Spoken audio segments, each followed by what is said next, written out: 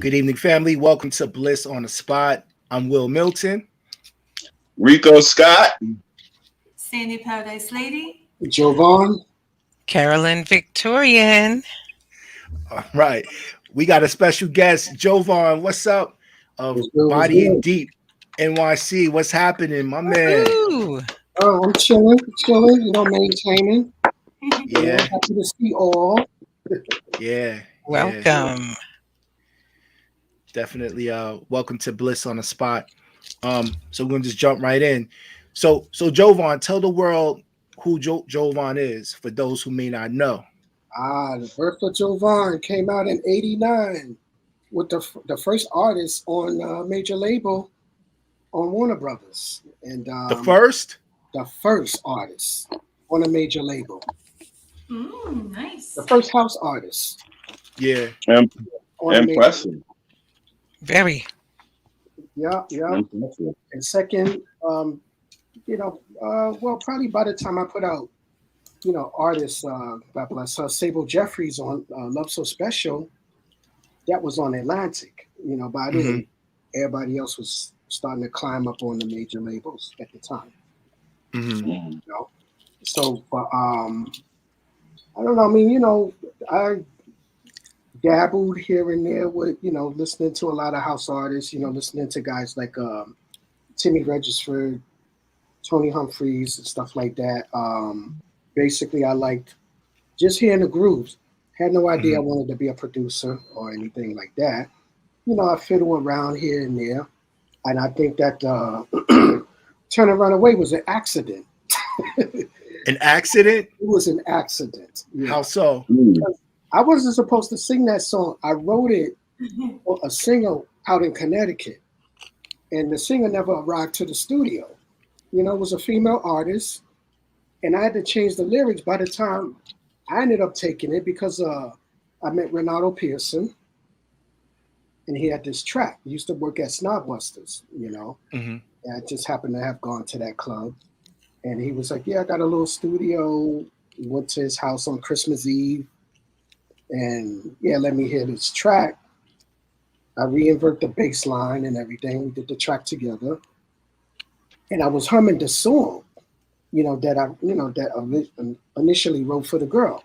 Yeah. And, I was like, okay. I said, I think I might have something. I just sang it straight out, And then, I came with that little hook, that Running No More Running.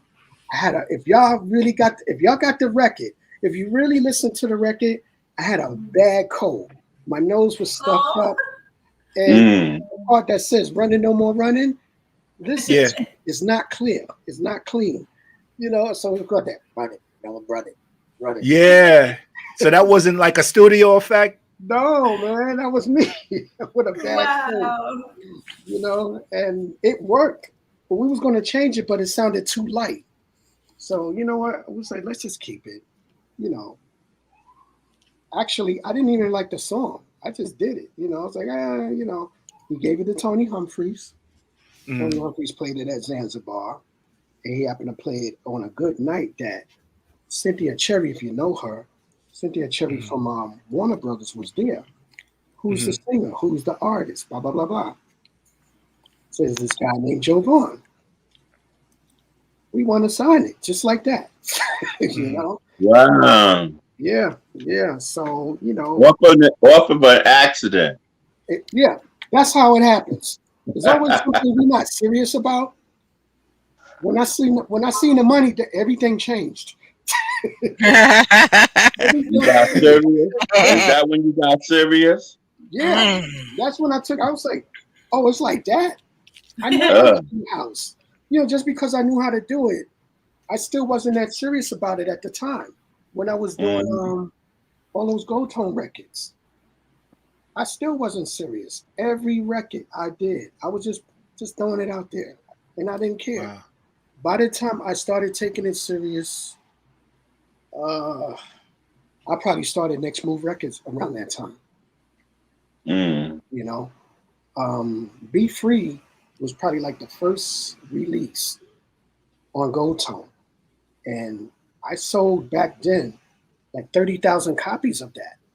You know, that was considered a poor sale, you know, in the 90s. They were like, oh, you only sold 30,000 copies. Could you imagine if house music right now, today, sold 30,000 copies? Be all right. You're going platinum. Yeah. Joe, I'm going to ask you, because that, you know, being that you're the first house dance music artist on a major label means that you set the tone, not only from like from a foundation of sound, but from a budget, because whatever budget a production company Warner Brother gives, it kind of like is set by your budget, I would assume, because you're the first one. So like, if say for example, if that first budget was like maybe what 40,000, from that point on, is that what people were getting, do you think? Or maybe they were able to raise that bar? It was a little bit less than that. Like about like 30 to 25,000, something like that, you know. Like because right at that same time, me and Ultra Nate got signed at the same time. You know, Ultra was on oh man, what is the name of that damn? It's a affiliation to Warner Brothers. You know, and Ultra Nate just signed is over now. Yeah. You know, and Turn and Run Away, because those records came out at the same time. Right. You know? And yeah, that I think me and her, realistically, me and her was the first ones. You know, I can't say just me. So it was me and Ultra Nate.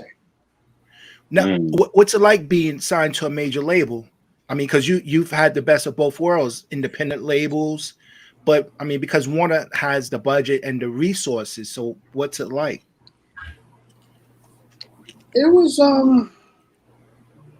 different. You know, I can't name labels that wanted the record first, but the budget was super small, you know, and you know, like we talking about like $750 for a house record, and I'm like, nonsense. You know? It was like nonsense. We can't do that, you know. So when Warner Brothers broke out, we had a contract this damn big just to sign it. One song, a single. One song, a single. You know, and for that amount of money, for like 20, 25, 30 G's, I was like, wow, if it's like this, I need to start finding out a little bit more about house music. Okay. I was trying to be an R&B artist back then. I wasn't trying to do that, you know? And when I seen how people react to house music, you know, because I was seeing artists like Adiva, the Burrell Brothers, you know, Jersey artists most of the time. New York didn't have too many artists doing anything. You know, you had to go to Jersey to see, you know, real performance going on. You know, like I said, Burrell, Adiva, you know, quite a few. But you know, around that time, it was a really good feeling. It was an experience to be signed to a major label. Unfortunately, my partner couldn't get along with the A&R. So that album deal that was about to go on for Warner, for Warner Brothers, I was about to have an album, and it just went downhill. You know, that would have been lit. Yeah. So I had to end up. I started my own label right after. You know, I had no idea what I was doing, but hey, I must put out maybe about 20 release, maybe a little bit more than that, until I stopped and started another label right after. You know, I started Next Move Records. Gotcha. Yeah. How long did it take for you to record Running? About an hour. An hour? Yeah, about 1 hour. Did Warner Brothers want you to like repolish the song, or they took it the way it was? No, they did. They had me come to a 24-track studio. I recut the vocals, and unfortunately, because when we did Turn and Run Away, we didn't have a track machine. The guy that, you know, the part Renato didn't have a track machine. he just had like a 2-track. So I sang along with the track, you know, and every every part that we did, it was edited. So every time you hit a crash, that was the edit, you know. So when you got what I'm gonna do when the party's through, sinking through the park, then when they go, psh, remember the days we used to travel, girl, we had some fun. All of that was edit, you know, just the parts, because those were the best parts of the song. And I couldn't believe the record was going to do what it did. So when we went to a 24-track studio, I re-sang it. It just didn't have the same feel. So with that 24-track, they had Dave Shore and what's his face? Oh man, well, it was Dave Shore and another Winston Jones. Dave Shore and Winston Jones did the remix. Unfortunately, I sounded like a cartoon because the vocals were sped up, and you know they didn't really use that on the radio. Which no, actually, I'll take that back. They did use it on the radio. Yeah, and they didn't play the original. Only the clubs was playing the original mix. yeah, nah, because that that song, like I noticed it was being played like in hip hop clubs too. I mean, Yeah. I guess it's that bass line because they had like a reggae deep, hip hop You know bass line. So it was crossing a lot of different, categories of music. Now, what did that song actually do for you in your career? Well, it built me up, I still, like I said, I wasn't taking it serious until I started going to the clubs and seeing what it was doing, how it affect people.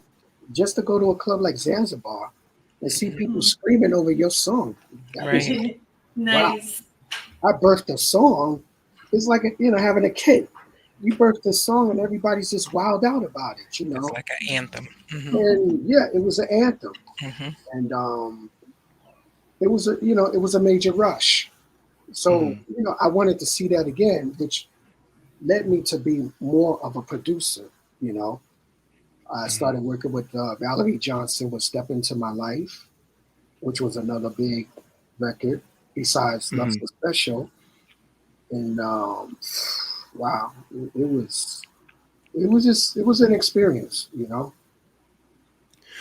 Let's talk about Love So Special, and rest in peace to Sybil Jeffries, because she's another artist. Like while you're at Warner Brothers, she's at Atlantic making moves. Like, she had the follow up. Yeah. Yeah. So were you part of that album? Like, were you going to be like the main producer, or was Renato going to be the main producer for Sybil? He was supposed to have been the main producer, but he actually wasn't, because they ended up getting I think Burrell Brothers and Kerry Chandler. Yeah. A couple of other producers. Smack. Yeah. Smack. Yeah. Yeah. So everybody got on that album, I guess. I don't know what the situation was, but I had broke ties with Renato when we did Love So Special due to a situation with Sable's management. I never got credited for the record. I did the production, half the production on the record. The actual hook that made the record, that do do do do do do do do, and the background vocals, all of that, Yeah. I walked in the middle of the session when they was working on it, and they had a sample of the Peach Boys. I said, no, you should sing that part. Just go special. Boom. He did that. And then I said, hold on. Rewind the track. I did the harmony. I said, Sable, sing this part with me. He did that. And Renato had this Casio CZ 101. That boom. He did that. I did the, all the other parts. And that record was done like less than, I don't know, maybe less than a half an hour. I was like, that's it. We shouldn't do nothing else. Took it to Zanzibar, gave it to Tony Humphries. They lost it, I fault an individual for putting it in everybody's ears that Renato only did this track. You know what I'm saying? And I'm like, we did this track. I always ran around saying, if we partners, I'm going to say we. Don't sit there and just say thinking that he only did it. You know? I'm like, come on, really? But, well, it's like if you know the Jovonn sound, you can tell, because like I would always scratch my head wondering, like, because I would see Renato's credit, but I'm like, but this sounds like Jovonn. Like if you take Renato's song like Sunday Afternoon and compare it to Love's So Special, they're different. They're a lot different than you know what I'm saying? So, but what do you think caused that? You know, not getting the credit. Was it like was it a shake-in? No, it was Sable's manager. The I don't know management. what kind of money they was getting off of that. You know, all I know, when we did it, I wasn't getting no phone calls from nobody. You know, like, yo, you know, what's going on with the record? I heard Atlantic wants it. What's going on? Next thing I knew, there was a test pressing. And I'm seeing the names on the record, and I'm like, where's my name? And where's my money? You know? And everybody was, mum's the word, everything was closed. Yeah. So I was actually going to quit the business because I said, you know, if this is the way it is, I don't need to be a part of that. But I decided to take another route. I said, I'm going to let the world know who is the producer, you know, who does what he does.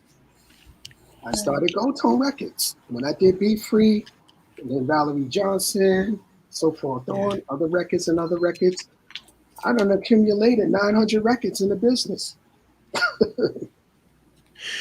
It's interesting because you had Tony Humphries at the beginning, and then kind of like sophomore you have Timmy Regisford, because now he's playing a lot of those joints like flutes. Because I remember, like, you know, Timmy would play those songs back in '91. Yeah, actually, he was playing a lot of your tracks back in you know the '90s. What is it? What is it about the '90s house music era? Like, if you had to illustrate it, like how would you you know define it? Because it's different than '80s or 2000. I would say in the 90s, everybody was hungry. Everybody wanted to be heard as a producer or singer. You know what I mean? They had it in their heart. You can hear those records right now and listen to any 90s records, a vocal track on instrumental. You could feel the hunger out of the production of every last record. You know what I'm saying? Everybody was hungry because everybody wanted to be that person, you know? I thought it was interesting because if you listen to a record today, it doesn't have the same effect because now we're used to it. We know the same producers, but back in the 90s, everything was new. You know, any record that came out, it was like, yo, who did this? Oh, this is the Kerry Chandler record. Oh, or the Basement Boys. Any, you know, all of these records had hunger, you know. Even in Cal Victorian's early records, hunger.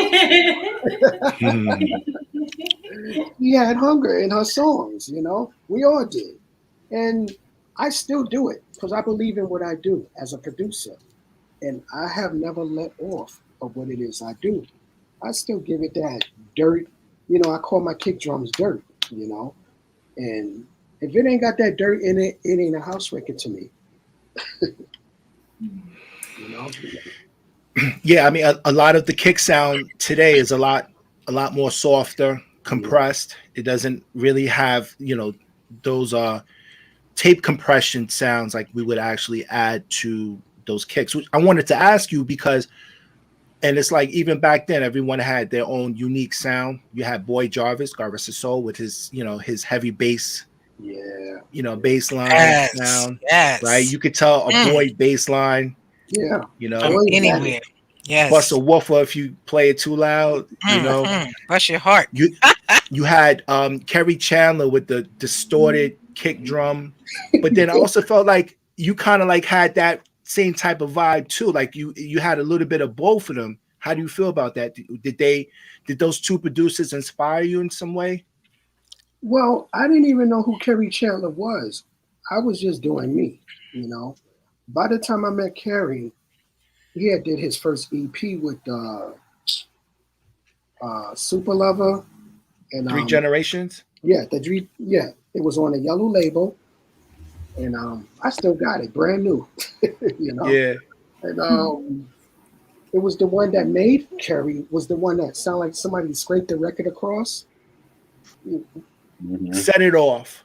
Set It Off, yeah. No, Get It Off. It's called Get It Off. Get It Off. Get It Off. Yeah, my bad. And Close. that was the first record. It was interesting because it was different. So he had this track going on, and all of a sudden that, and then it just changed over. And Atlantic Records took it. And this is the same time like Turn and Runaways out, right? Like that Yeah. same era. Yeah, it was. Yeah, same time, you know. And we had Deborah with Pumping It Up. They had a record that came out around that same time too. So, Gotcha. but yeah, man, That's it was. that's you and Kerry right there, right? Yeah. Where was this? This was at Knockdown Center last year. Okay. Nice. Yeah, he's definitely a dope producer back in the 90s. Yeah. Still is today. Yeah. He's still doing it. Well, you know, he does a lot of virtue stuff, you know, and you know, like Kerry's just one of a kind. That's all. Yeah. Jovonn, can you read music? Read No, and write? I play by ear. Okay. Yeah, How did you learn? I was taught by my mom and pop. There used to be a band. Excuse me. Mm. They used to have a band when I was a kid. They also opened up for Motown when I was a kid. Wow. And I guess they were supposed to have an album deal or whatever what was going on. They did one record back in the day. I never knew I was going to get to any of this because I was that kid sitting in the back room listening to rock music and drawing pictures all the time. And, you know, my sister did all the singing. Used to sing for the family gatherings and stuff like that. And I was always standing in the background. And when I actually came out with Turn and Run Away, the entire family was like, we didn't even know you sing. And you want to make it, you know, so it was crazy, you know, so it really surprised everybody. So, but when I started getting into the music, I met Strafe. Just said it, Mm-hmm. you know, that's what kind of really led me into the music business more so. But back then, I was still looking to be an R&B artist. How did you meet him? He had a sign outside looking for producers, songwriters, DJs. I went up there on the DJ aspect of it, you know, because, you know, I like hip hop. I like cutting and scratching, you know, as well as, you know, playing house. But I didn't do that so much at the time. And, you know, I auditioned for him. He let me hear Set It Off. And you know, he's like, I want you to do, you know, we did, you know, background vocals and stuff like that. And we did live gigs. And when the record first came out, I was bugging out like, yo, I know this dude, you know, this is our joint, you know. This is our joint. And Straight was one of the first producers I seen produce a record, you know, musically by himself. I said, well, where's the band? You know, right. It was the drum machine, the keyboards. He had this 4-track recorder. And I'm sitting there going, that's it? So I said, damn. And, you know, by me watching him doing what he does, I said, you know what, let me buy the same stuff he got. You know, so I started saving money, same keyboard, same drum machine and everything. And I was learning my craft. I would not go to sleep, knowing I got to go to work the next day, you know. But I would be up till 6 a.m. and just go straight to work, you know. And That sounds familiar. there used to be a Sunday show with Herbie Hancock every Sunday on Channel 13, talking about music writing, producers, every half an hour, you know. And I would watch this religiously every Sunday, you know. And then I started buying the keyboard magazine. I did my studies and this and that. I wish I would have did more reading on the business aspect of the business. Oh, we've heard that a lot, right? Yeah. Yeah. Jovonn, two-part question. How many instruments do you play, and what is your go-to instrument when you are creating? Keyboards. It's the keyboard because my mom's taught me how to play that. The first thing I ever learned as playing keyboard was Lean On Me. You know, it was chords. That's what we all learn. Yeah, That's the only thing I learned. yeah. It was such an easy record, but that's what led me to like to do chords on, you know, all my records, you know. And I started listening to a lot of jazz. I'm a neo soul and the jazz, you know, I love jazz. And you know, my second go-to is the drums.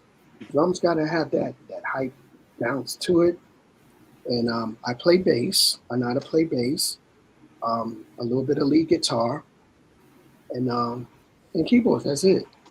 Those are the instruments. But the keyboard is my go-to. Do you incorporate some of those live instruments into your recording, or it's primary like hardware plugins? I did one. I forgot the name of the track. It's an old house track I did.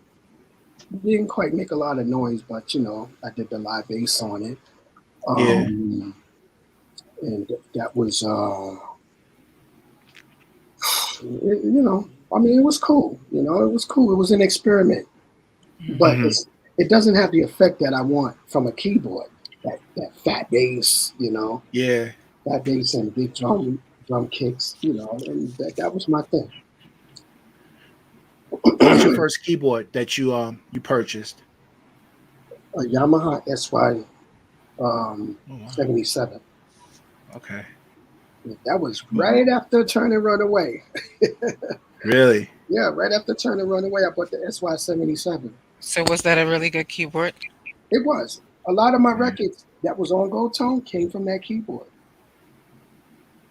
You know? Did you own a TR 909 or 808 at that time? Never. I had a RY 30 and a CZ CZ1 CZ101 drum machine. Okay. I never had a 909. I had a chance to get one when me and Renato used to hang out. It was a studio I used to go visit. And the dude asked me, "Oh, I got this 909. I don't really use it. I'm selling it for $200."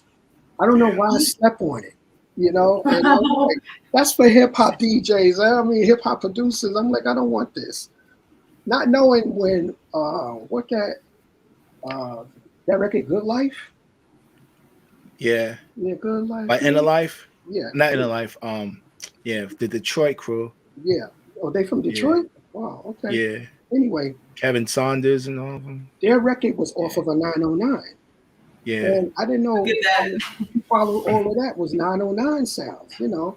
And then Kerry Chandler started using that 909, and I was just like, I had that in my hand, and I said no.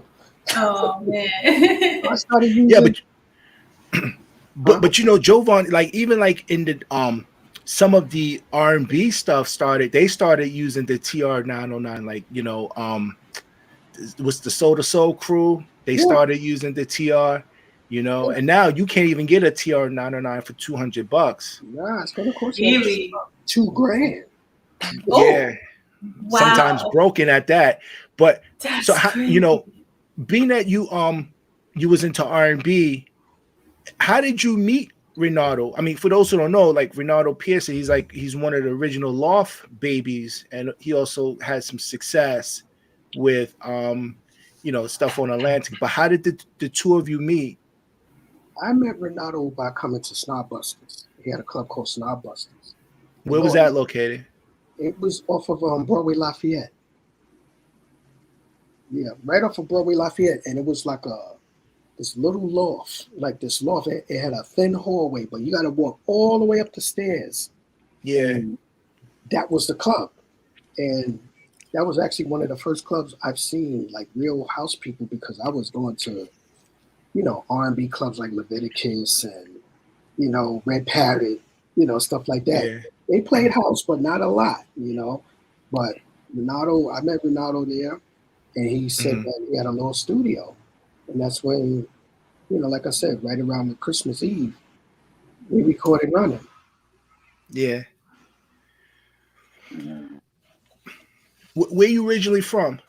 Brooklyn. Brooklyn. Okay.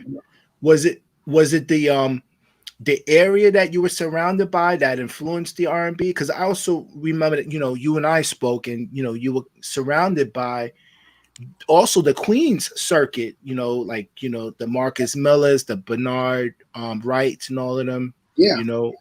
Kashif. Yeah. Did somehow that geographically influence the R&B, or? Yeah, it did. Yeah, I was more of like a Jimmy Jam and Terry Lewis fan, and Prince. Yeah. I know Prince is not R&B, but he's pop. He was pop. But yeah, I was influenced by Kashif, and hung around a lot of artists that did R&B songs. But yeah, I guess I just winged myself away from the R&B, being that I saw it was an easy road to get signed to doing house music. Yeah. So that's why I just kind of like put that to bed. Who are some of the artists that you've worked with? Ooh, let me see. I work with Dennis. I work with Carrie. Dennis Ferrer. Yeah. Okay. Kerry Chandler, Chevelle, Johnson, Sable Jeffries, Jill Scott. Unfortunately, the remix I did for them, the A&R dude got fired or something. I don't know what happened, but that record never came out. But it was, I worked with Jill Scott. I worked with Fatback Band. I worked with, I did the Chaka Khan remix of Just Fine, which was actually nominated for a Grammy. I got nominated for that record. Nice. And Fantasia, Mary. Let me see. Wow. There's a lot of artists I actually work with, independently. Casio, sorry. I meant to mention Casio. Actually on my Timeless album, Turning Me Out. Sabrina Pope. Sabrina Pope, okay. Rest in peace. God rest. Yeah. There's quite a few artists I worked with. Now, do you feel like? I'm sorry. Go ahead. I'm sorry. All of them were good. Oh, and also KT Brooks. God rest his soul too. Yeah. Do you feel like in the 90s you were pigeonholed into the New Jersey circuit as opposed to the New York circuit, because you're originally from New York, but somehow, some way you fall into the New Jersey? Huh? Yeah, they kept saying I was from Jersey, and I kept saying I'm from Brooklyn. I never even. Well, I mean, is pigeonholed fair to say? I mean, how would you? So give another word. Well, I don't mean like the word, but like, weren't you doing business over in Jersey? No, not really. No? I was just hanging out. No. Well, wasn't Tony Humphries rubbing elbows over in Jersey? Yeah, just going to Zanzibar. That's about it. That was the place to be. I mean, yeah, I just hung out at. But wasn't Tony Humphries from Brooklyn? Yeah. And so wasn't maybe he in Jersey too? So was he pigeonholed? But that's what I'm saying. But that's probably the bridge. That's probably the bridge, because Tony Humphries was noted for being from Jersey, and then Booth, all of a sudden everybody discovered he was from Brooklyn. You just said that you delivered a lot of your records to him to play, a sample. So maybe that was the bridge that drew you over to Jersey rather than to stay in New York, because you went to where they were going to play your music. Yeah. Because I didn't know Tony Humphries was from Brooklyn either. I thought he was from Jersey, because all I knew was Tony Humphries Zanzibar. I still think he's from Jersey. And then, I guess in 2020 or 2019, somebody said, he from Brooklyn. Yeah. And I was like, oh, okay. Yeah. So what you're saying to me sounds like a parallel existence. Like you both was from Brooklyn, but you did everything connected in Jersey. Yeah, Where because it of time works. issues. Yeah, he played all my music, and you know, Timmy, Louie, all of them played my stuff. Hmm. Yeah, because I actually thought you were from New Jersey until one time you like, I'm going home. Like, I'm going to Queens. I think we came back to Queens together. Yeah, I'm thinking you're yeah. going back to Jersey, and I found out you was from New York. All this time, I'm thinking you was from the Jersey circuit. Hmm. You know, you think your sound had a lot to do with it because I mean, do you feel like your sound is a New York sound or a Jersey sound? I mean, I don't mean to put in the category, but Um, I probably would say so, only because I did listen to a lot of Jersey producers. You know, like guys like Bravo and Smack. Um, you know, Kerry Chandler. Uh, there's very. I have my favorites that I like listening to. So I guess listening to their sound, but being that I was from, I'm from jazz music, so it's not. It goes hand in hand. You might look at it as a Jersey sound, but being that I like jazz because everybody from Jersey did, kind of like It's not that big of a leap.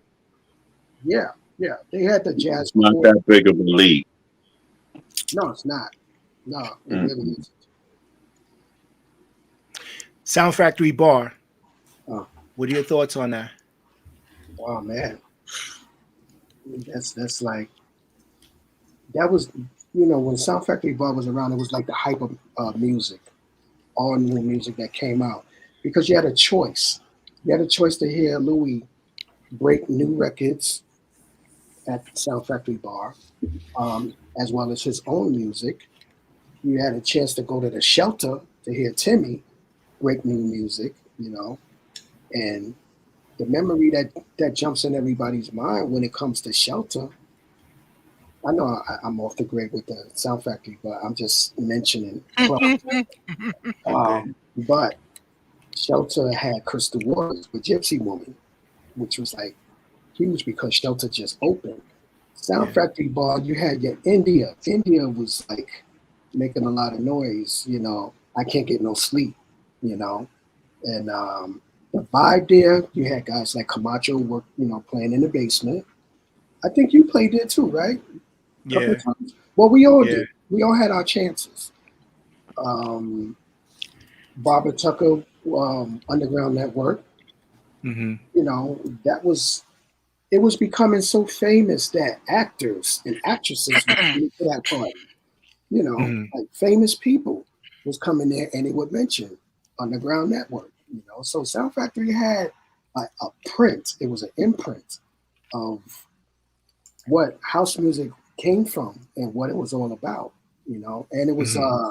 industry. Industry used to come together at Sound Factory Bar. You had record release parties and just to come there to hear a lot of records being broken over there. You know, A so lot of record deals were made inside that what? event at the same time. Yeah, it was. Yeah. Yeah, they were very creative with creating the funk hunt downstairs for those who really didn't want to get too much into the new music, and you had some of the older heads, some of the garage heads that were downstairs, while the industry people were upstairs, networking. So it Hmm. was very creative. Right, right. Yeah, yeah. Now tell us about the R&B mixes because they're different when you create a original production. What's it like to actually do a remix, especially if it's like an R&B remix? An R&B remix. I would. It's a challenge, doing R&B remix because I wanted to see if I knew how to do it. For instance, like a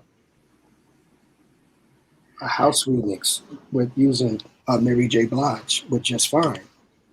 When I first heard that song, I remember being at a stoplight in a cab, and that song came on, and I'm hearing the lyrics, and I'm just like, I was actually humming the track. I actually did on record. I was sitting there like, boom, boom, boom, boom, boom, boom, boom, boom. I'm sitting there like, oh, I need this record, you know. I called a friend out in Paris who knew how to get the acapellas. I said, please send me the acapella, you know. And I sat there and I started fiddling with the record. And I was like really, really, you know, in tune with this record, like if it was my record, you know. And when it came out, it just blew up, you know. And now it's considered an anthem. What makes those mixes hard, though?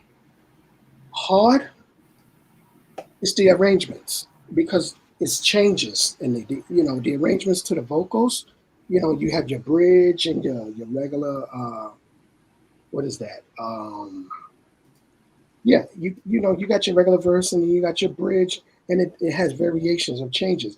It's not one dimension like house music is. You know, house music just has like a straight line. You know, everything just it's a groove, and you got a song over it.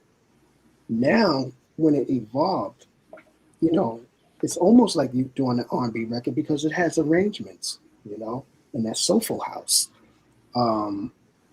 I think it's a big challenge to take an R&B record and turn it into a house record. You know, like when I did, you know, Mary J. or Fantasia, or when I did Mary Mary Walking remix. You know, and they had changes, which was fun. You know, I like challenge. You know, being that I'm a straight on, four to the floor producer. Yeah. I just like grooves. You know. Yeah. Now, you know, back in the 90s, we, you know, would use some of the original sounds, like from some of the drum machine boxes, like the TR-909, the 808, like, you know, that was pretty much like the standard, like you use that. Yeah. But today you can't really use those original sounds because it kind of gives it like a dated type of feel, almost like it's kept in 90s. Do you feel like you had to either compromise your sound or like retune your sound to kind of like make it more contemporary for today? Yeah, I did. And I started using hip hop kick drums, you know, instead of using a sample 909. You know, I might use the hi hat or the clap, you know, because the clap, you can't pass that. Yeah. It's dirt to house music. So you got that, you know, and it gives you something to look forward to in a track, you know, unless you got like a really hard snare, you know, or a rim shot, like somebody like Quentin Jones, Quentin Harris. Quentin Harris. Quentin was good for his rim shot, so you know. Yeah. I think that creating your own kicks as a producer, I didn't mind. It didn't mind because I don't miss the 909 kicks. You know, I don't miss it. What it is that I do, I add other kicks with a regular hip hop kick or something like that. Kind of give it that you know feel. You know, and it's all how you it's all in the EQ how you do it. Because nowadays a lot of the sounds don't really use claps, or I mean the Afro, you know, I guess, you know, more the Afro sound. They don't. Afrobeat is more congos, hi-hats, percussions, you know, that's about it. Yeah. And, you know, and a singer and a chord. That's it, you know.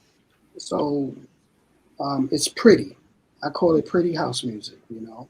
And it's cool. You know, I've done those. I did my share, you know. Yeah.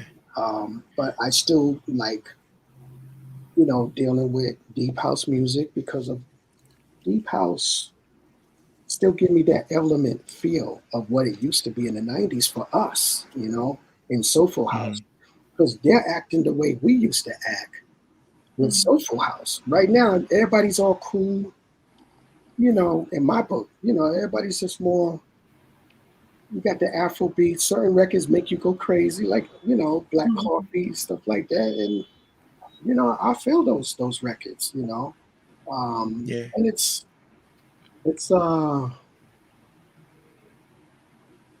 I just like to hear something different. If you're gonna do an Afro beat, let it be something that doesn't sound like the last 10 records.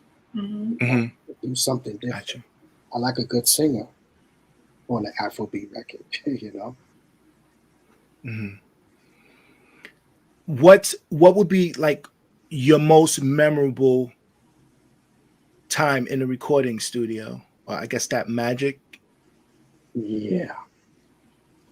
Well, to me it's like a party in the studio, If I'm working on something and I'm hype about it and I'm just like I would play it loud, just to get that club element feel. And then I would play it real low to see if I'm still going to nod my head. If I don't nod my head, if I turn it down, that means it's not that good. Everything sounds good loud, That's interesting. Yeah. Everything sounds great when it's loud.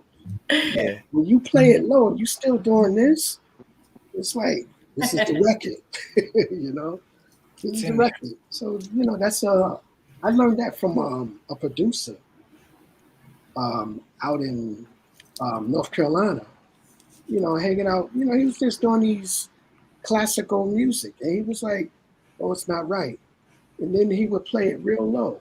He go, and he just added something. He go, "Oh yeah, it's ready." I go, "How would you know?" He go, "Because if you hear a record low and you still, moving, then that's the record. But if you play it loud, everything sounds great when it's loud. If you take it to a club and somebody record washes over your record because you didn't EQ it right, you know, the singer sounds bad. She sounds like she's underwater, he or she.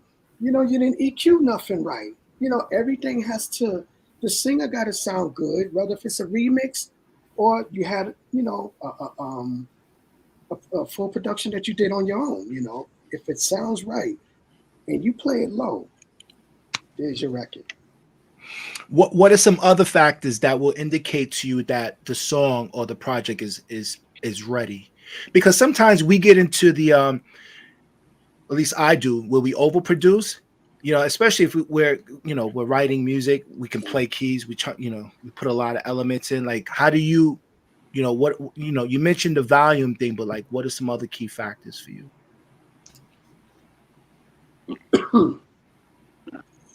um, I, I would just say everything has to be evenly EQ'd, evenly. Okay, You know, sonically. yeah, yeah. You want to Okay. be able to hear the bass line. You want to be able to hear the chords. Every little instrument playing low. The vocals is a little bit ahead of the track. You don't want to overshadow the artist. The artist is the leader of the track. So he or she has to be heard, and everything just works right behind it. Because Hmm. I think a singer is the conductor to what comes out behind him or her Hmm. track wise.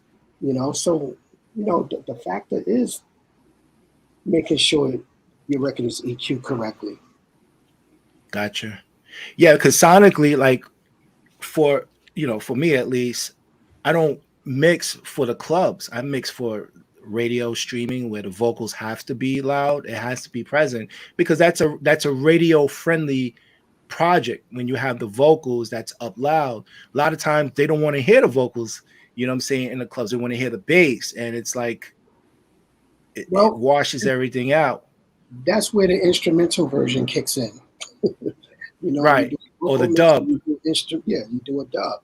So if a DJ doesn't care for the vocals, then he has the option to play the instrumental. You know, so Yeah. you have to have something for everybody as a producer. If you got different versions, make a European mix, make a New York style mix. You do your dub. One of those records is going to turn out, and it's just going to be all that. That's where everything is everything pans out. Yeah. All right. So Jovonn, We got No. you here. Where's this? That was in Paris. I mean, no, I'm sorry. It was in Italy. That was in Italy Italy? at a studio. Okay. Yeah. Mm-hmm. Yeah. I was just there to hang out, check out their facility, and they wanted me to stop by. The guy in the middle was a DJ who I played with the night before. So that Mm-hmm. next day I came by their studio just to, see their space and everything. It's a nice studio. And they master their own records. They press their own records. And, their production is pretty good, very, Gotcha. deep house, commercial type, but that's their sound. Gotcha. Now, what are some other countries that you have toured? Australia, Argentina, Berlin, uh, Germany, Japan, Tokyo, Osaka, um, Naples, Italy as a whole. I've been in every part of Italy pretty much. Yeah. Um, London, of course, France. I played a lot in France because they favored me out there. I was always in Paris, Okay. like a Marseilles and um, forgot the other name. Anyway, I've been all over in Paris. Okay. Do you agree that as far as like our music, Europe has it over us? Say that again? Do you feel like Europe has it over us as opposed to the United States? For now, I would say so, but I think that we're still better creators, you know. But then again, don't sleep, because a lot of them young producers is throwing out records every day, you know. Mm-hmm. Unfortunately, they made it easier for producers, in Europe or anywhere, they drag and drop tracks. We actually make drums. We create every little piece of instrument in our record. Yeah. If they could make a record every day, I didn't understand how they was putting out records like that. I'm like, they must never go to sleep until I figured out they drag and drop. Wow. Which takes them all of, maybe 10 minutes per record. Mm-hmm. But I think no, I take that back. I think they don't have it over us. Club wise, maybe yeah, but as creators and stuff, we're the ones. What about from a marketing standpoint and a financial standpoint? They do. Yeah. How so? Like how come? I mean, we're the ones who founded the music. Well, I think financially they have it, and that's where it is. Because here they're not offering a whole hell of a lot of money in our own country. Mm-hmm. You'd be lucky to get a record deal, over $500 or so. You'd be lucky. It depends who you're dealing with. Yeah. If you're a newbie, you're really not gonna see nothing. But we know better because we come from the '90s, making records. But right now, Europe is, I think that they have more of a stand. Okay. As far as DJing, right? Like, what are some of the clubs here in New York you played at?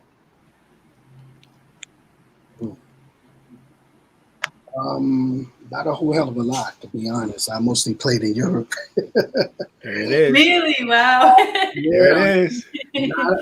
But we know you played at Sound Factory. Yeah, I did Sound Factory. I did Output. I played at Output like 8 times.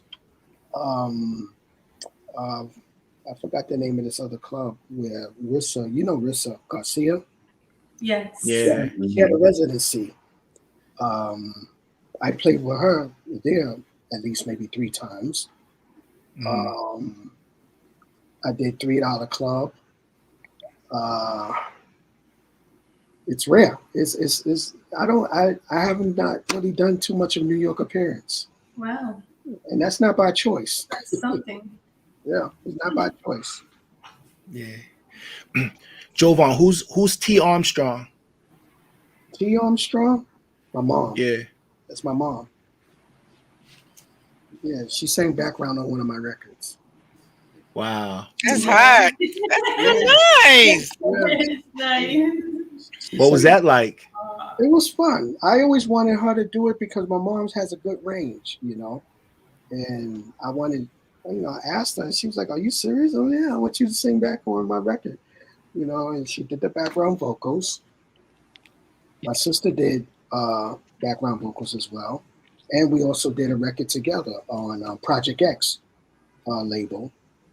It's called "You Can't Get Over" and "Reach for Love." Reach for Love. Yeah. That's Yeah, so that sweet. was my sister. Really? Yeah. Now, Mom Dukes couldn't get it wrong. Like you couldn't say "Do It Over, Mom." Like you had to go with it. No, she was very obedient about it. You know, if she hit a bad note, I would say, "Mom, that's not the note." I would just hit the keyboard and she'll just run right into it. You know. So, and she just gets it because she's from a choir. So and she's a twin. So her and her sister used to sing together a lot. Yeah. You also had a track called "Talking Shh," and it sounded like you were influenced by Disco Martin Circus. I did. I did. But the bass line, if you really listen to it, it was from the Funkadelics. You remember that One Nation Under a Groove? Yes. Yeah. So Yes. like that do do do do do do do do. So if you listen to the bass line, that's what made the record. So that doom doom doom doom doom. Then I add that little dent, doom doom doom, and so I had to stab in it. But the bass line was walking right after Parliament. Got you. I just kind of because played their bass line. I used to play that a lot in New Jersey, the Coffee Cave, and for me, I think that was like the turning point for your music, like really shifting that, because I would have never known it was really you until you actually did the ad lib. But the whole crowd definitely responded well with that track because it had something that they were familiar with. Yeah. So it was easy, but it was dope.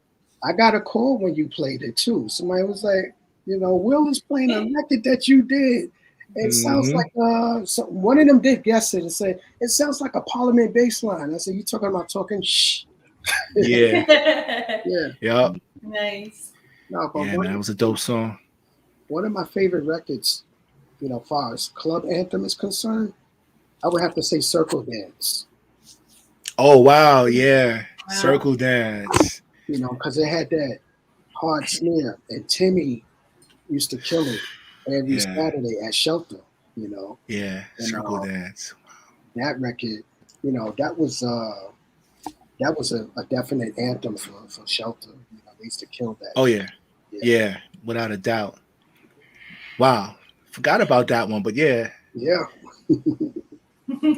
So I got quite a few anthems. I've done in 30 plus years, and I'm still relevant. That's a good thing. Very good. Yeah. Not a lot of cats can do that. After the 90s, they gave up. Yeah, well, I think it's because I love music and I love, I like what I hear, whether if it's good or bad. I always like to see people dance, and we're all here for a purpose. My job is to keep people happy and keep people dancing. And as long as I'm, alive and breathing, I'm going to keep doing what I do. Yes. And you want that dance floor too, dancing? Yeah, I do. Yeah, I do. I get my dance. I'm one of the few DJ producers who can dance. I can vouch. I can vouch. He I knows. can vouch for this guy. Yeah. You know, Yeah. you know, a lot of producers and DJs, they can't dance. They just No. Yeah, they do that little two-step in front of the Yeah, yeah. yeah, yeah. Jovonn, Yeah. you mentioned Louis Vega, like with the whole India, I can't get no sleep. Back then he was using Dave Darlington, who was like really the major engineer for the Masters at Work project, but it seems like Dave Darlington was working with you first prior to that. Like, were He you was. in the studio with Dave? With running. Yeah. Yeah, he engineered that record. I guess working with Dave Shore and Winston Jones. Hmm. You know, yeah, I forgot about that too. Were you in that mix down session with Dave? No. Oh man, I wanted to ask you, what did you learn from him? Because he's a beast with the mixing. You know, like I said, I wasn't taking it serious around that time, and I'm mad at myself for that. You know, for that kind of attitude. Yeah. You know, I was like, okay, they're gonna go to the studio, they're gonna do what they do. You know, I cut the vocals. I met Dave Darlington, but I left. Once I did the vocals, I left. I didn't even bother to hang out, you know. But Yeah. I didn't know who Dave Darlington really was, you know, until I started seeing his name on a lot of records. And I'm like, damn, I was right there. Yeah. You know. Who are some of the artists or people that you would like to work with? Carolyn Victorian. Okay. She's right there. Brother. The girl got vocals, you know. I've always Thanks, enjoyed the Jovonn. way she sang. She There's a record, does. I forgot the name of the record I used to play to death that she did. Aw. And when I met her in Miami, I was just like, wow, you know, she's like one of the coolest people I've met. Thank you. One of We used the to cut up in Miami, right? oh my God, yeah. Oh my God, those were the days we had so much fun. Oh my God. Yes. That White Law party, oh my God. Salmon on Wax, oh my God, we used to have so much fun. Yeah. Another artist, I would say, her name is on the tip of my tongue. Damn it. No disrespect if she's listening. And y'all probably know who I'm talking about. We'll help you. She got big boobs out there. Oh, Monique Bingham. Yeah, that was easy. that was easy. Because nobody in the industry got anything like that. No, nobody was no. I'm gonna tell Monique what y'all said about her too. Nobody No, heard. I'm good friends with Ricoh, her. I was quiet. Yeah, I'm gonna tell her what y'all said about her. Monique is a sweetheart. You She know, is. and She's a beautiful woman. She is beautiful, statuesque, and all of those things. But I'm gonna tell her what y'all said about her. you know, and I'm sitting there going, "What is her name?" All of a sudden, I draw the blank, but I could see her. You can see her physically, right? You can see her physically.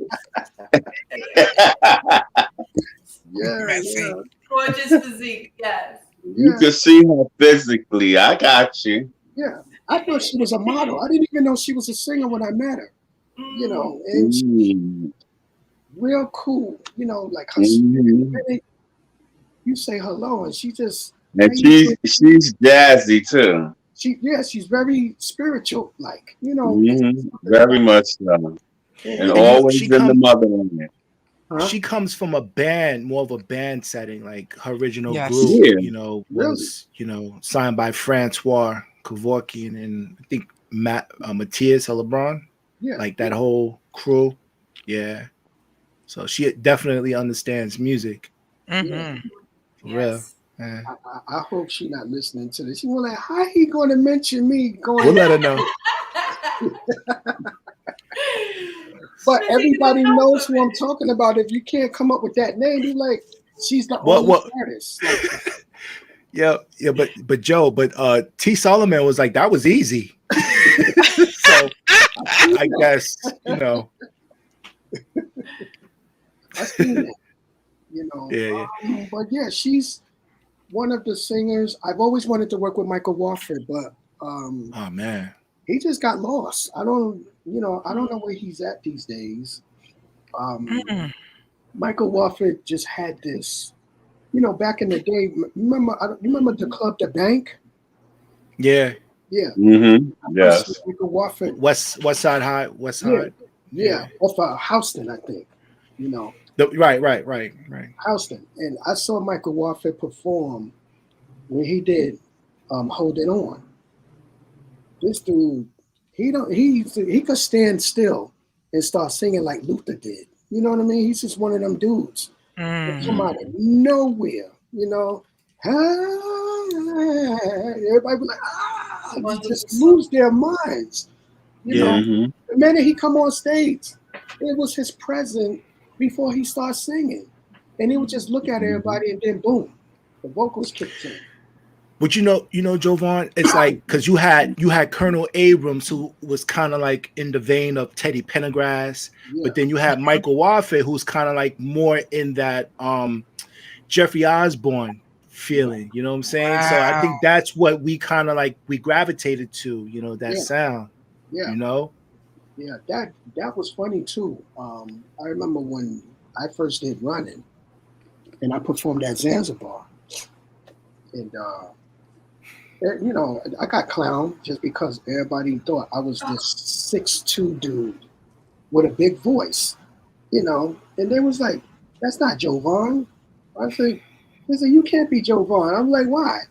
Because the Jovonn, his voice is big, and I sound the way I sound, But when I start singing, it's a whole nother animal. The bottom comes out, Right. Yeah. The bottom comes out. So it's like, and when I listen to myself, I'm like, yeah, I do sound like a big dude, but I'm not. I'm only 5'6", I'm only 5'6" with a big voice. That's it. Though. That's like Michael Jackson. He's got a deep voice naturally. Yeah. But was trained to talk in a high pitch to keep that range that he sings in. Yeah. That's amazing. So I mean, right after the days of doing Next Move Records, I started another label back in 2014 called Body and Deep, which is the current label right now. And this is that's it. Go ahead, Will. Right? He's on point. Yes, he is. Always. So tell us about Body and Deep. Well, I wanted Body and Deep to differ from, differentiate from Next Move or Gold Tone Sound. Body and Deep is all about deep house music. I've had a lot of heavy hitters on it. I had Louis Vega, Casio, Frank Roger, Delano Smith. Wow, I had, some serious heavy hitters, from here at home. And then, some Detroit producers, Kyle C.,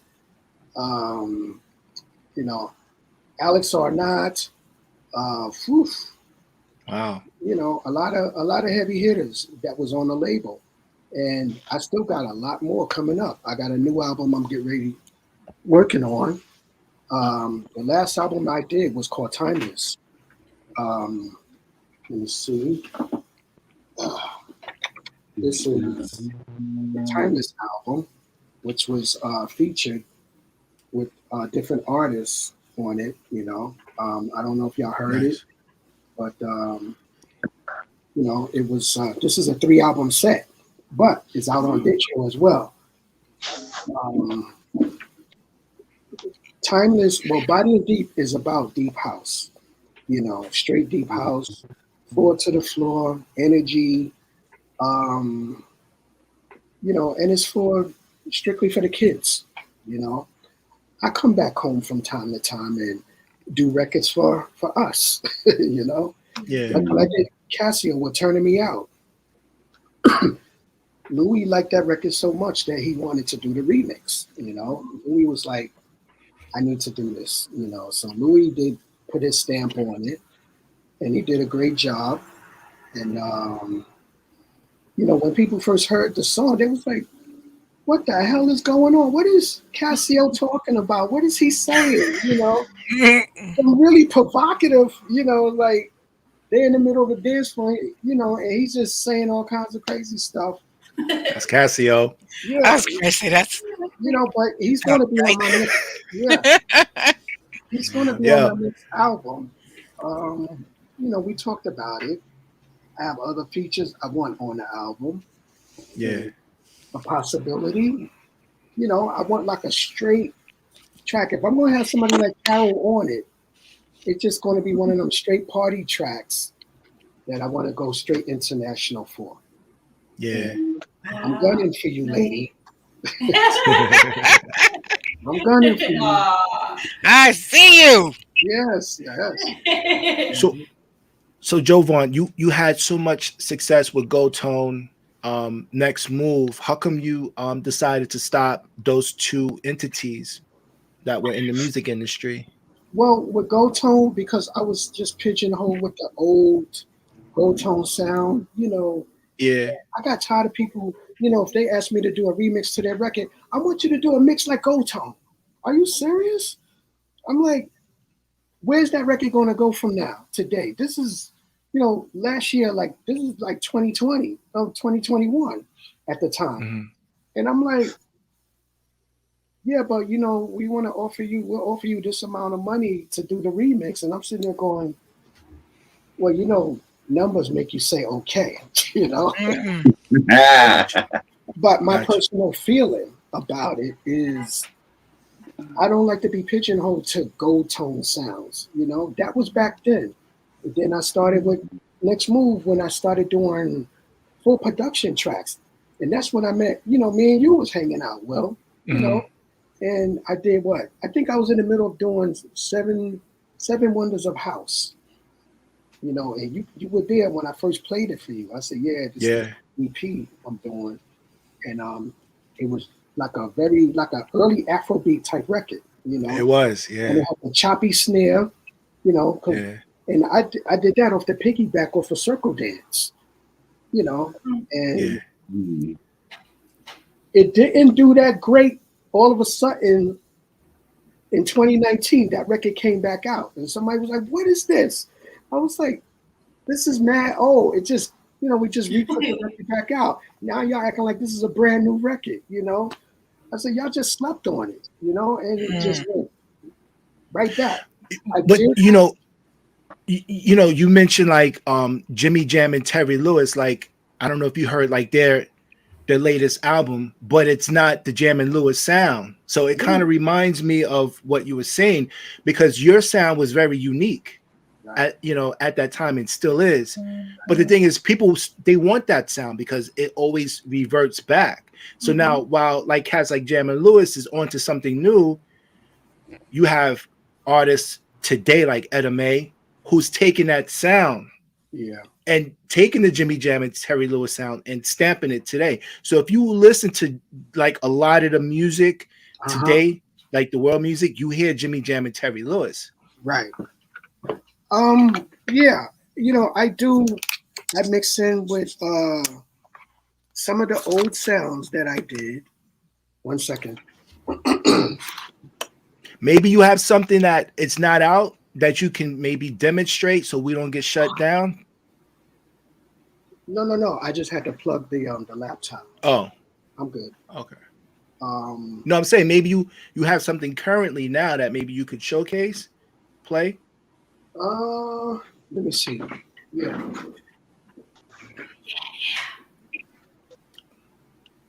So while he does that, I guess Be a great time to do a little plug. We next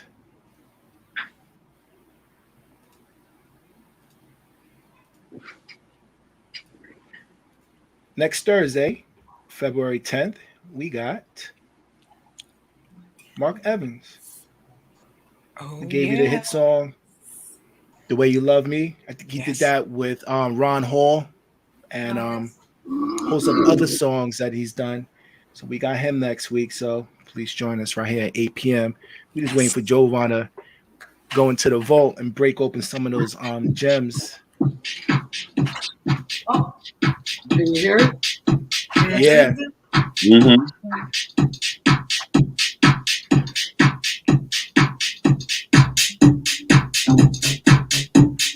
Them drums.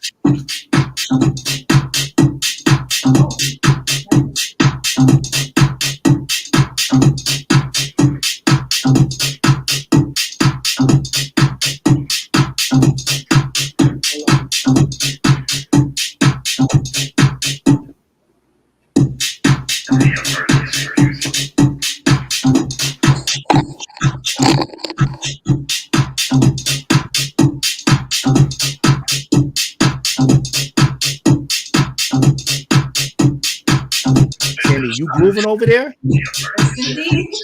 Ricoh, what you doing? You doing a two-step on your toe? What you doing? I don't know the two-step. You just finished it? Carolyn, what you doing over there? You doing a snake? It's so simple. I'm doing a webbo on my seat. You just can't see it. I'm doing a webbo. See my head? It's the webbo. So simple.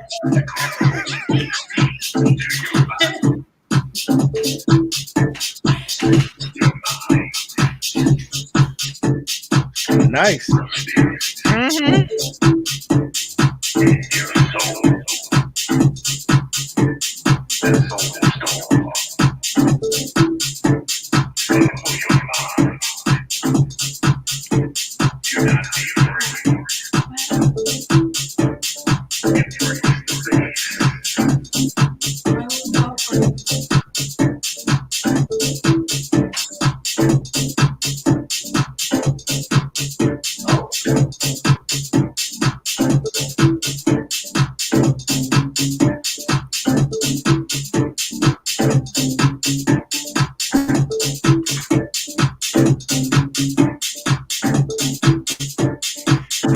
Yo, Joe. So tell us about that project. Like how you tell us about that project. Like how you nice. establish that. Like it's really, really nice. It's hot. Like what's that all about? That's a remix. Well, actually, it's an original track, but I kind of did another version of it on Spin's album, which will be coming out, I think, this week. Or next week, something like that. Cool. It's coming out on Spin's album. And if you ever heard Soulful Storm, there was like a vocal mix of it. So I took this one and just dubbed it up and gave it more of a dirt, hard edge feel to it. Because I was complaining when we first did it. And I'm sitting there going, it's good, but, I'm not, but everybody was playing it last summer. Okay. And I said, okay, he was like, well, Jovonn, I didn't do the remix like you always wanted to do. I said, okay, bet. I said, I got something for that ass this time, So at a club and it's got that bottom feel, subby bass line and the stabs and stuff like that. Keyboard ad-libs. Gritty. Like, Spin loves that type of sound. He loves that. It's got to be gritty, And I need that, Yeah. And then between that, I'm doing that's more on the soulful side of things, but my deep house stuff is a bit more, more different. I know y'all more the soulful crowd, you know what I mean? So, but I do the other stuff for the kids, with the international crowd, that I do. I'll give you a bit of what it is.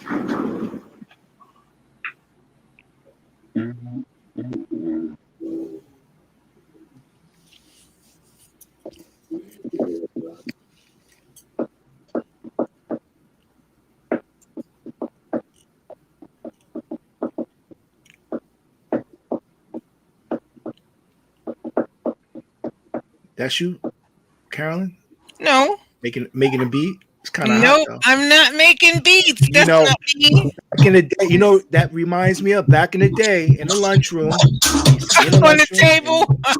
Yeah, what? We used to bang it up. Yes.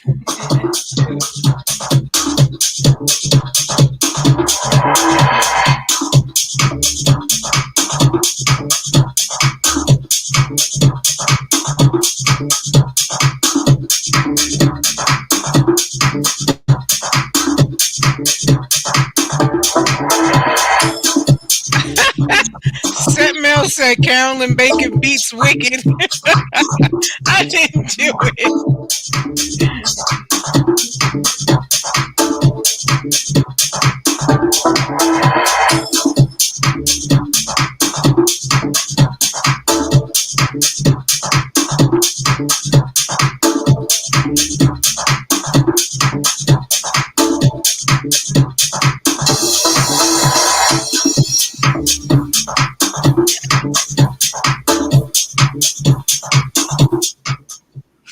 So that's Nice. Very nice. Nice. yeah, that's more on the deep house side of things. So that's Yeah. you know, more of the speed I'm at, you know, and that's what Body and Deep is about. It's not a Body and Deep record. It's a remix I did for these guys out in Amsterdam. And you know, it did really good about a month or two ago. Yeah. Yeah. And I just did a party with them out in London in December. And it was crazy, you know. Would you say it's more rhythmic than melodic? I mean, drums can create certain melodies, melodic feel, but do you feel like it's more melodic? I mean, more rhythmic? So More rhythmic on the drums, yeah. okay, Because it's got to have that bounce. the And that's bounce, what, yeah, you know, they sit there and do this all day, you know. yeah. And We like we're smooth like it, like we like, you know, we all this, and yeah, they're like, yeah, we're on it. And they're just, you know, exercising all their- day. you know, all day. You know? Like most of the dudes, you see their arms all day. Thousands of people, right? Huh? Your bodybuilders Thousands, right? with a weight. Yeah, they're like, Yeah. No, I got you. Now, now when you want to come back to the other side, is it hard for you to transition, or as you hear that remix I did, I mean, you know, on the Social Storm track, the first one I just played, yeah, that's, you know, the balance, and that's us, you know what I mean? yeah, No, it's not hard at all, to be honest, you know. Ultimately, I would have to like really listen to someone like almost like tech house and deep house or close to techno just to be able to create something like this, because I need to like Right. really close my ears. I mean, you Get know, into close that. my eyes and educate myself and go, okay, this is what they're into. Or I would be at these parties and they're playing stuff and I'm sitting there, all of these bouncy records. I go, oh, I could do that.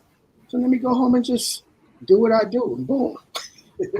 yeah. You know, Because so- even as a DJ, I can imagine when you go overseas, you gotta play, you gotta keep the floor energized. There's no real peaks and valleys. You just gotta hit them all night. I do a deep house. True, right? I do a deep house live stream every Thursday.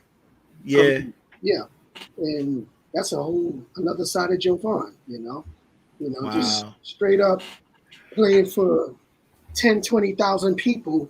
You know, screaming. Yeah. So, Jovonn, like what's next for you? Like what's on your plate? What's on the agenda? Besides working on the next album and branding Body and Deep, Also, I meant to mention to you too. I mean, Next Move is back out too. I restarted that label. Yeah. What it is I'm doing with Next Move is reissuing records that people didn't have digitally. I mean, I'm from vinyl, I took it digitally, so I'm putting out a lot of the Next Move stuff, Body and Deep rebranding. My next venture, I want to do movie scores. I already did Nice. 2 independent films. Nice. Doing the movie scores because I'm a movie buff. So Mm. I listen to the music background to whether if it's a commercial or a cartoon or any movie I watch, I pay attention to the music in the background, how it's being structured. I have musicians that I know.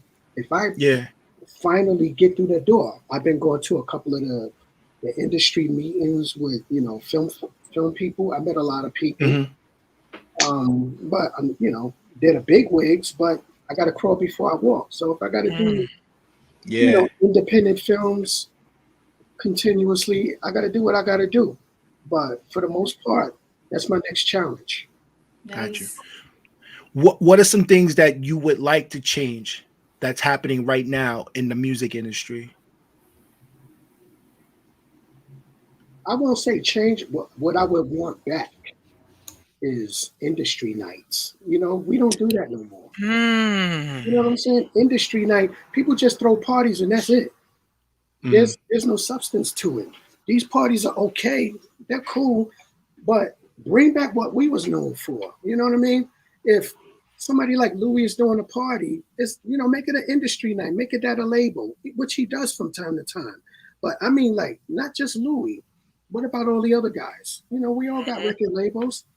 I did one over last year at a record store. Yeah. Unfortunately, it rained like all hell that day. But it was successful at the end of the day, Yeah. But I would want industry night where people would gather up. And, since we don't have the Winter Music Conference anymore, Yeah, that's a shame. bring it back to New York. Bring it to New York. We got all the hotels. We got all the clubs, all in Brooklyn. Williamsburg is like on fire right now, Yeah. Isn't that like the 4th person that said that? Yeah. I'm sorry. Williamsburg got all the clubs. We got a club in Brooklyn that hosts 20,000 people. That's the Avant Garden. You know what I'm saying? 20,000 We're heads. on to something here. So you need somebody that's going to sit there and go, hey, why don't we do this in August or July, whatever the hell y'all going to do? Let's do New York. It's got to be somebody that's already higher up to step up to the plate and say, let's do this. If I had the funds and the money and the who to go to, I'd do it myself. I think the whole entire industry is like that. Like, because when you look at hip hop, well, when it used to be called hip hop, New York don't have it anymore. No. The South has it. You know what I'm saying? So I think for all, categories of music, New York's it's, I don't want to say suffer, but it's not really looked at as let's go to New York. We'll go to the South, yeah. But We'll go to Atlanta real quick. Definitely Atlanta, yeah. So, yeah. Sad.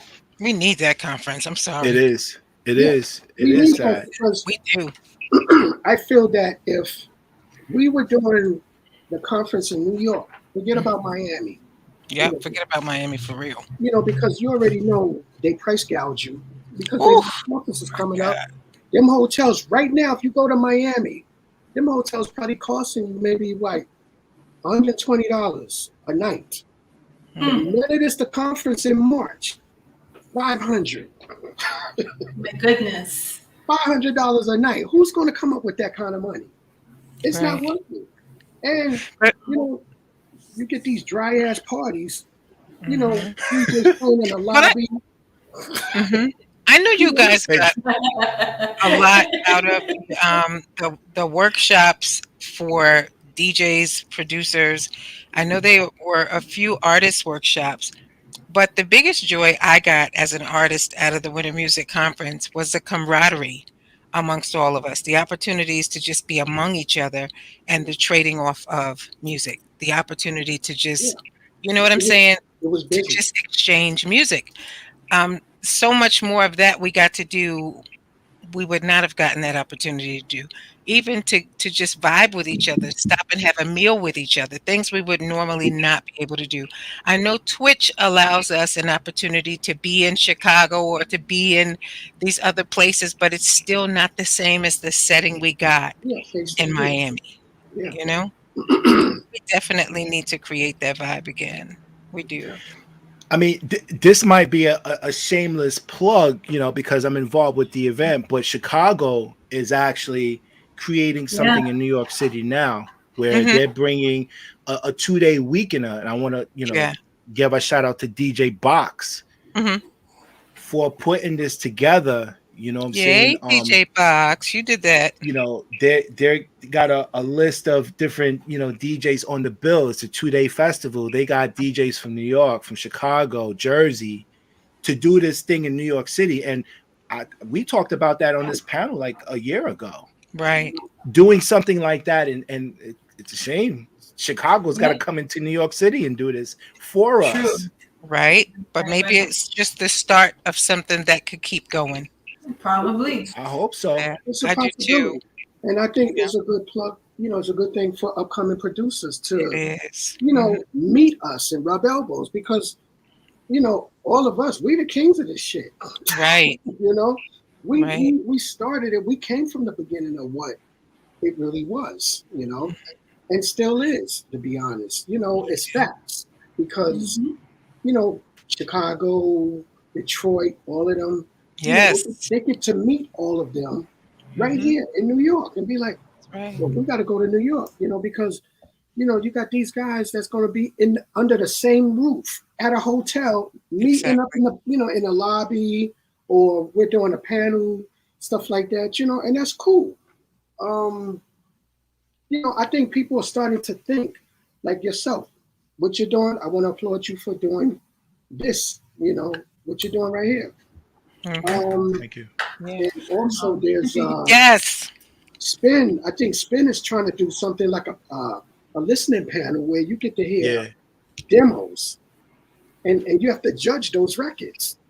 You know, I mean, unfortunately, it's all virtual, you know, at this point. Yeah. But Listen, virtual beats are nothing.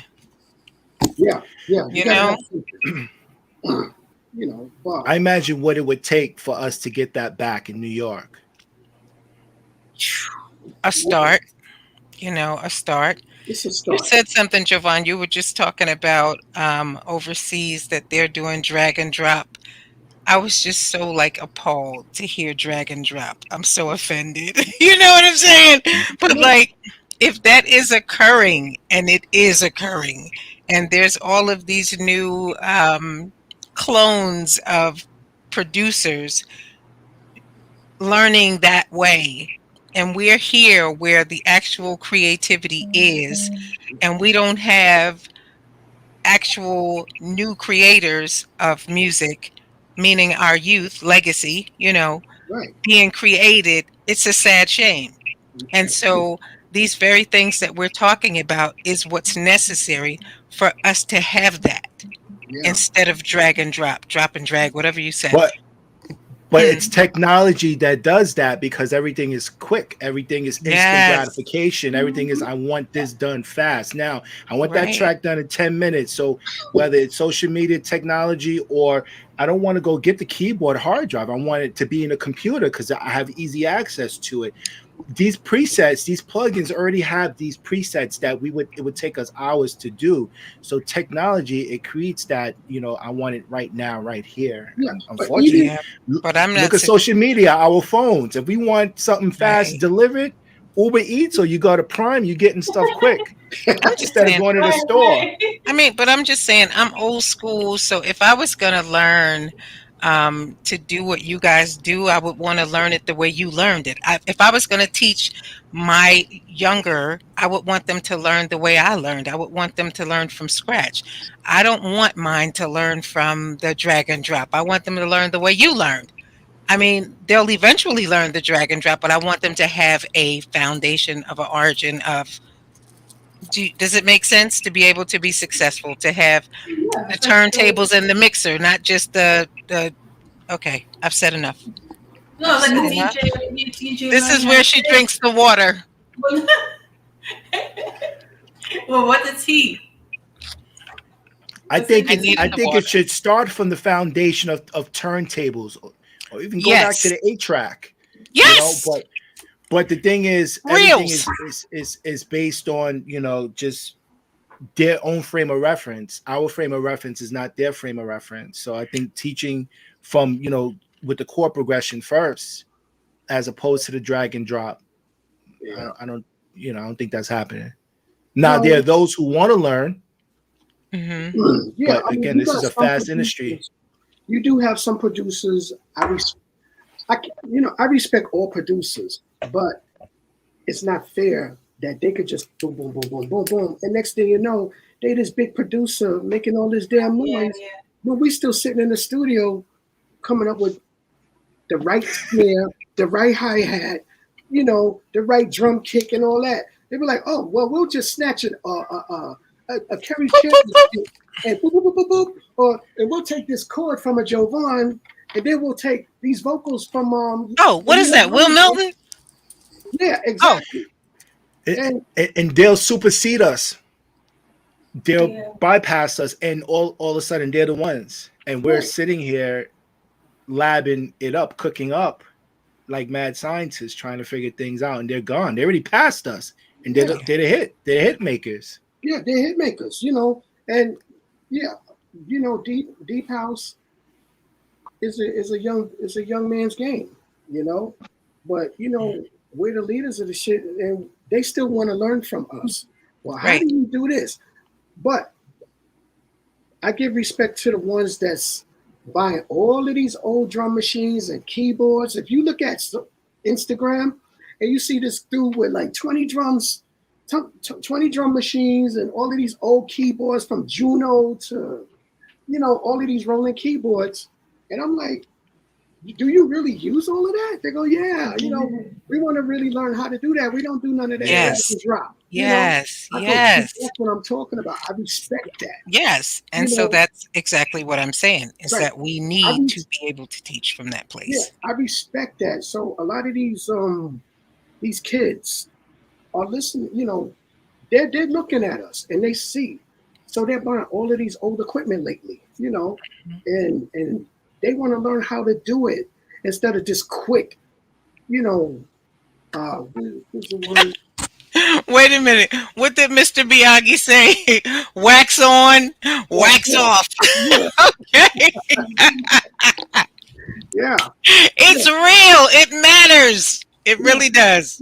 A lot of the producers today, they want that instant gratification of producing a record. Yeah. For us, and a lot of those records will never be hits, or they won't be classics. If it's a hit, Right. it's a hit right now. You're not going to hear that record next year. Nope. It's going to be a Nope. 2-week old record. Mm. That's it. It's over. Now they're on to the next record. Mhm. It's like the outcome is the income. yeah, It's like you did it quick, it's going to die quick.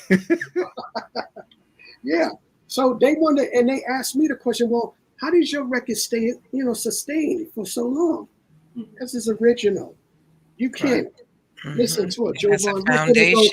that sample came from South Soul, or this sample came from Eddie Sanchez, or Guadalupe. All of this came. Yeah. Yeah, all of these That right there. of the record came from everybody, and I'm a hit record. I'm a hit. But guess what? If I did something like that, it's a hit today, dead tomorrow. Mhm. Yeah, that's true. Yes, Setmel, I hear you. All right, family, y'all have any questions for Jovonn or anybody in the chat room?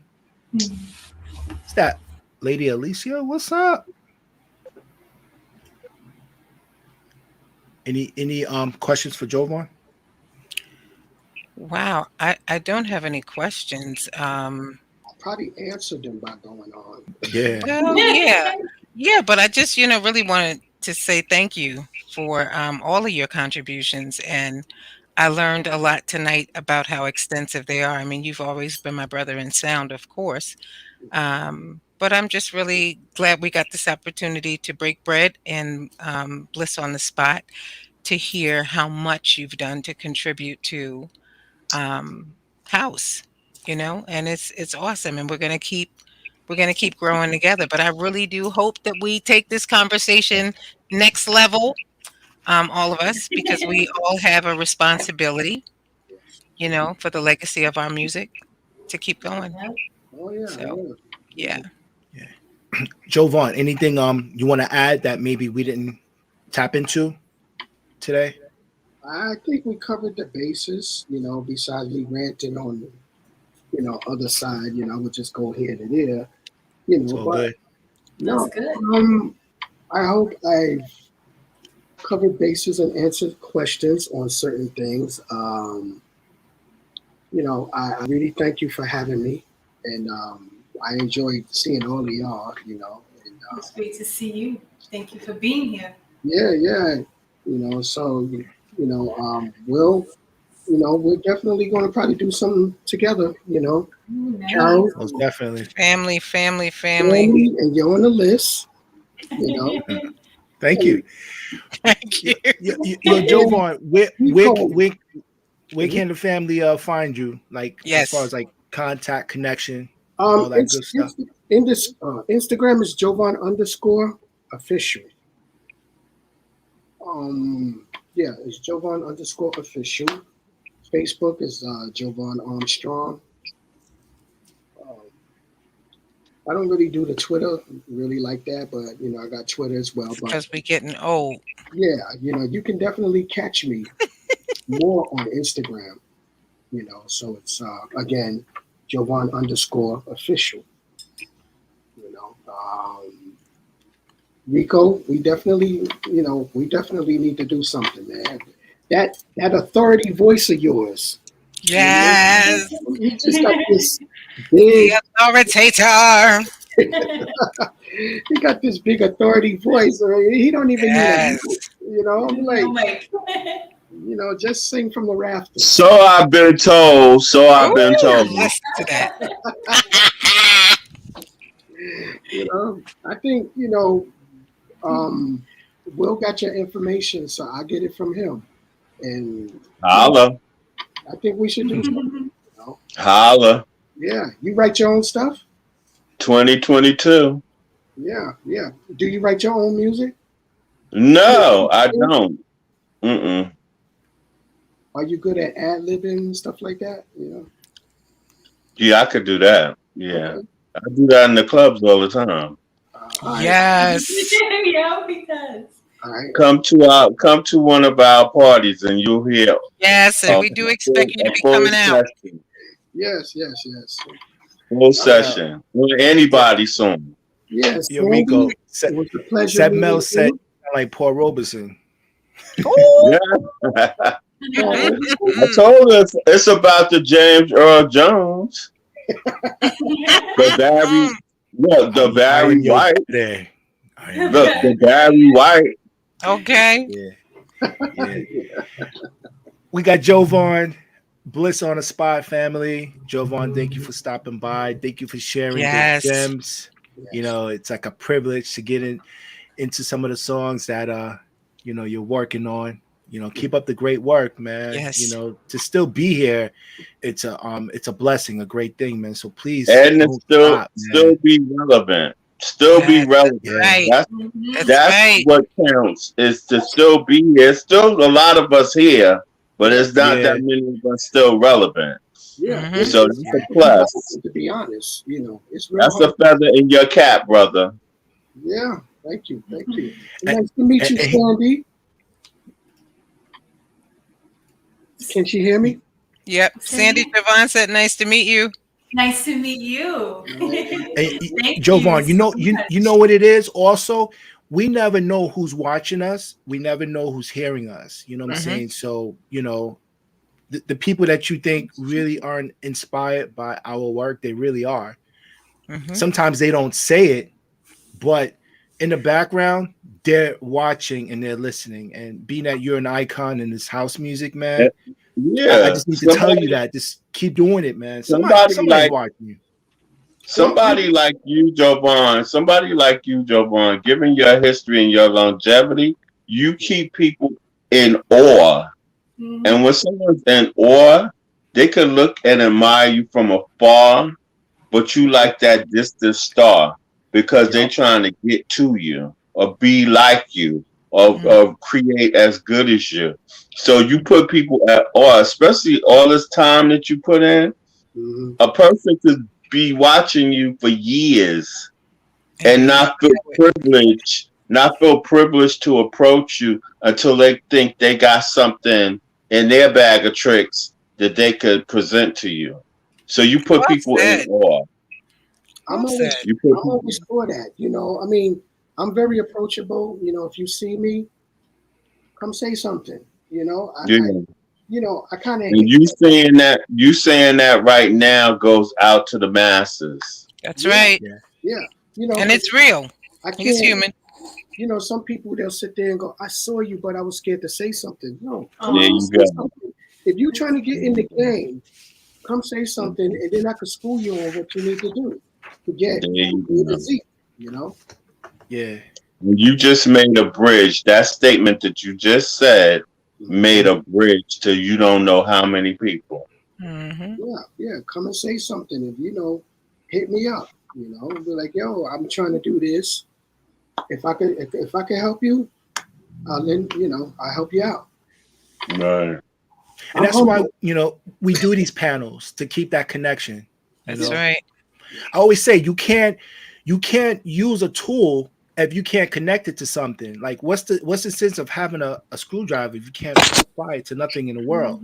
It's just a screwdriver that's just going to sit there. So if we have the knowledge and we have the people, why not use one another? You know what I'm saying, to network. And I think that's a great bridge. You're right, Rico. It is a great bridge for that. Because sometimes they may just Warner Brothers when it comes to people need to know that. Yeah, exactly. Yeah. People need to know. Like he just made that statement, and I was basically trying to pull that from him. Was that people need to hear that from you, that you're approachable. Because people that want to approach you need to be invited. Right. You know, Rico, you approachable? No. I figured out. No, all right, family. And this is BLISS on the spot. Nope. And the credits go up. Okay. Curtain down. Okay. Curtain down. Okay. This is now called The Real. No, I was just getting ready to say the same thing. This is called The Real. Nadia, what? Dominique. Honey. This is now the real portion of the show. Okay. Yo, so all right. But nice meeting you guys. Nice meeting you, and I hope to meet you in person one day. No, man, yeah, definitely. Just stay safe. Yes, you too, everybody. All y'all stay safe, man. Because yeah, I'm covered. Yeah, me too. This new world we living in. I'm covered. That's what I tell anybody. Stay safe, stay covered. Yeah. Yeah. Hey, Jovonn, we neighbors, man. So I'm gonna come check you. Okay, for sure. Yeah. Nice. Huh? Hope to see you soon, guy. Yes. Yes. Y'all take it easy. You too. Thank you. All right. Thanks again. No problem. No problem. So I gotta just throw this out there for the House Hut organization. It's a Curve and Mark. February 19th. That's a Saturday. The DeKalb stage. We got Curve and Mark, Jason Rios. This is in Brooklyn, February 19th. So That'll be Square Mall, right? Yeah. That reminds me of Biz Markie every time I it does. Rest his Yeah, Is big Marky. But Yes. so the that's February 19th. So I'll be in the place. I'll At be in. 445 Olby You Square be there? West. Did he say you'll be there? No. Yeah, I'll be in. I'll be still on. Olby. Yup. So, I So couldn't hear what Jovonn said. No, I'm saying I'll be in Paris. Oh, okay. Yeah. so doors open 7 p.m. So shout outs to Curve and Mark. Thank you for the Yeah. invite.